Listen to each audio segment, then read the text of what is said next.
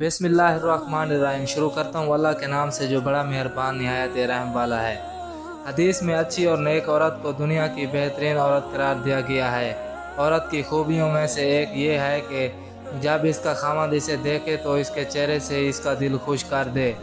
حضرت ام سلمہ رضی اللہ تعالیٰ عنہ فرماتی ہیں کہ حضور صلی اللہ علیہ وسلم نے فرمایا، جو عورت اس حال میں وفات پائے کہ اس کا شوہر اس سے راضی اور خوش ہو، وہ جنت میں داخل ہوگی۔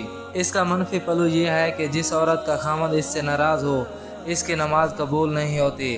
پیارے دوستو، حدیث میں ہے بعض خواتین اپنی حدود سے تجاوز کرتے ہوئے ہمارے معاشرتی رسومات سے متاثر ہو کر اپنے خاوند کو دوسرے نکاح سے روکنے کی کوشش کرتی ہیں، جس کی وجہ سے بعض خاوند ان فتنے اور فساد سے دو چار ہوتے ہیں۔ مسلمان خواتین کو سوچنا چاہیے کہ جس رب نے مردوں کو ایک سے زیادہ اور 4 تک بیویاں رکھنے کی اجازت دی ہے، وہ رب ہم سے زیادہ ہماری مسلطوں اور ضروریات سے واقف ہے۔ یہ بات بھی درست نہیں کہ صرف اسی مرد کو دوسری شادی کرنی چاہیے جس کی اہلیہ خطرناک بیماری میں مبتلا ہو۔ ایسا نہیں، بلکہ اللہ تعالیٰ نے ہر مرد کے لیے جو ایک سے زیادہ بیویاں رکھنے کی اجازت دی ہے، اسے عام اجازت دی ہے کہ لہٰذا جو خواتین مردوں کے دوسرے نکاح میں رکاوٹ ڈالتی ہیں، انہیں اللہ تعالیٰ سے ڈرنا چاہیے۔ عرض کیا جا چکا ہے کہ مرد اور عورت کے باہمی تعلق کو مضبوط رکھنے والی چیز دونوں میں باہمی الفت و محبت اور ایک دوسرے کے لیے جذبہ اور قربانی ہے۔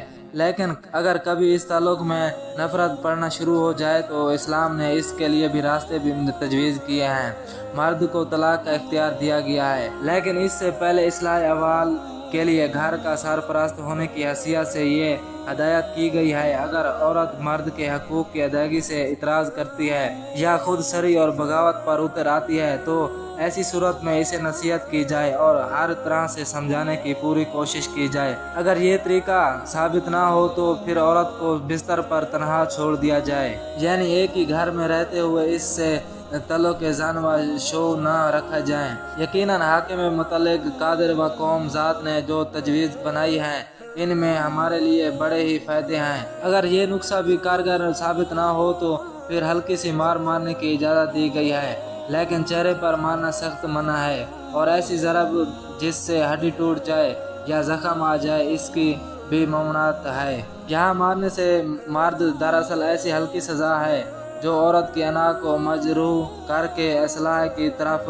مائل کرنے میں مدد دے۔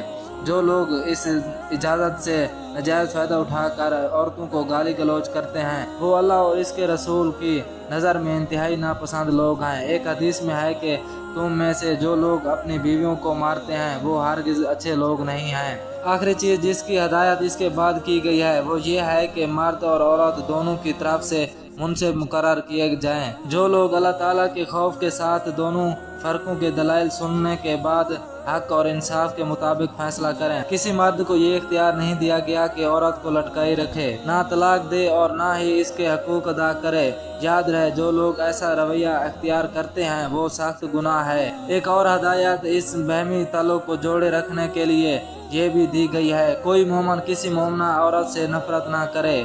اگر وہ تمہیں ناپسند ہو تو ہو سکتا ہے وہ اللہ تعالیٰ کو پسند ہو اور اس میں خیر و کثر رکھی ہو۔ حدیث سے یہ رہنمائی ملتی ہے کہ اگر کسی عورت کی کوئی بات ناپسند ہو تو درگزر سے کام لو، کوئی دوسری پسند صفت بھی ہو تو اس میں ہو سکتی ہے۔ مرد اور عورت دونوں کو یہ بات سمجھ جانی چاہیے کہ کوئی بھی انسان کامل نہیں ہو سکتا۔ بعض مرد حضرات عورتوں کی کمزوریوں پر تو خوب نظر رکھتے ہیں لیکن اپنے سیاہکاروں کو نظر انداز کر دیتے ہیں، یہ بھی سخت ناپسندی عمل ہے۔ محترم ناظرین، ہم اپنی نفرت سے، میاں بیوی کی نفرت سے بچوں کا مستقبل خراب کر دیتے ہیں۔ اللہ تعالیٰ سے دعا ہے کہ اللہ تعالیٰ ہم سب جوڑوں کو خوش اور پیار محبت نہ رہنے کی توفیق عطا فرمائے۔ آمین یا رب العالمین۔